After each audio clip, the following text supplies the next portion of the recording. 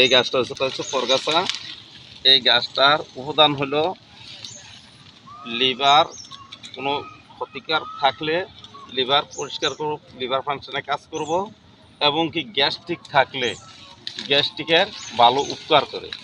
এই গাছের কাজ আরও আছে। যারা বিড়ি খায়, কাশে, এই গাছটার থেকে এরকম একটা বাইর কইরা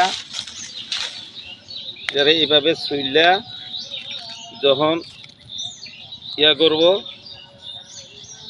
দাও দিয়ে শুইলা পরিষ্কার করিয়া এই জিনিসটারে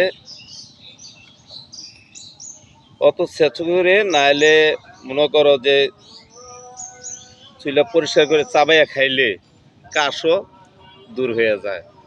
এইটা 3 প্রকারে কাজ করে।